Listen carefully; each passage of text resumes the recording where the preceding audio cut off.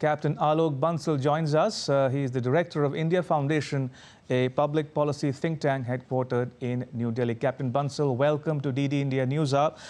First off, what did you make of the Prime Minister's opening remarks to the second edition of the summit? See, the first thing is that this second edition is very, very important because while the global south has always existed, I think it had no voice. And I think Prime Minister Modi has endeavored to give the global south a voice, understand their common problems as the countries of the south, though despite being in a majority, did not have adequate voice at the peak level. And I think that is where I think this is very, very important, this virtual conference that is taking place. And I think the issues that have been highlighted shows India's commitment to global south. And I think the key takeaways from Prime Minister's speech were, as he said, as India has always been opposing terrorism, and I think that is where we have, I think, highlighted, and we have gone out of our way to condemn the terrorist attack in Israel by Hamas that took place. At the same time, we have said that any loss of civilian life is deplorable, and I think we we condemn the loss of civilian lives. India has gone out of its way to provide humanitarian aid to Palestinians, and the Prime Minister has again reiterated again and again that we need to get together to come together to project the common problems of the global south. There is a need for dialogue. The countries should talk. And as far as this ongoing conflict is concerned, he's also talking about giving diplomacy a chance. So we have done, and I think the global south needs to unite.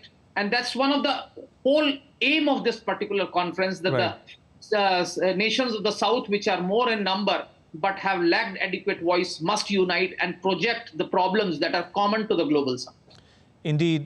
Captain Bansal, Prime Minister Modi also spoke about the responsible use of artificial intelligence. He says India will organize an artificial intelligence global partnership summit. If I were to ask you, how are India and the global south at large preparing to face the challenges posed by AI going forward? See, firstly, we need to understand that this government, especially, and India in general, has always tried to share its expertise with other countries. If you remember, when we have expertise in space, we offered it to all SAARC countries. If they want to use it, we allowed them. We have tried to share our prowess in the field of green technologies and solar energy, etc., where we have tried to. And now India, amongst the global south, is a country which is in the forefront as far as AI is concerned. And AI, while it has enormous uses, can also be at times destructive. So I think how to create this responsible infrastructure for AI, we are at this moment working on it, and we will try to get the global south to communicate and come together so that we can plan to tap these resources and help them harness it for useful purposes so that it is not in any way poses a threat to the global community in days to come. Captain Bansal, if I may go back to the West Asia conflict, PM Modi also touched upon, as you mentioned, the Israel-Hamas conflict. He says that the global south should unite for the greater global good. How would you define India's interests or stakes in the Israeli-Palestinian conflict? See, we have enormous stakes because both sides of the conflict, we have friends. We have very good relations with Palestinian Authority. We have very good relations with Israel. And we won't want this non-combatant civilians to die in this sort of a conflict, because we have seen in recent past that conflicts have a tendency to spiral out of control. Right. And it's become very difficult to control them.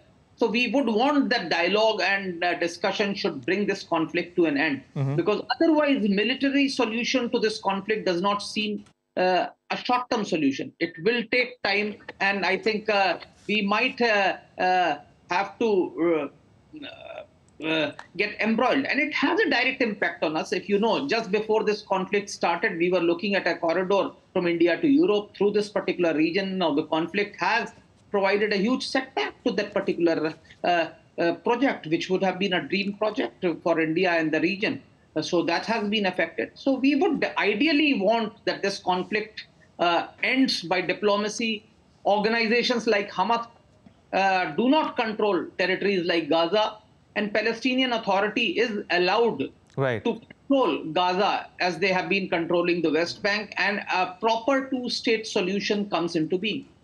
Captain Bansal, I have just about enough time to ask you one quick question. In your estimation, is India truly emerging as a voice of the global south? Is the reform of multilateral organizations an idea whose time has come? See, this is an idea whose time has come, and I think the realities of the world are crying and telling them that there is a time for reform of multilateral organizations. But the people who are occupying these seats of power are reluctant and will continue to remain reluctant to do that. As far as India being the voice of the global south, I think there is no doubt about it. There's no other country which has tried to take the global south together as much as India has done it. So India is ideally the voice of global south, and I think India needs a better representation. The global south needs a better representation at all these multilateral organizations. All right, we leave it at that. Captain Alok Bansal, Director, India Foundation, speaking to us about the second edition of the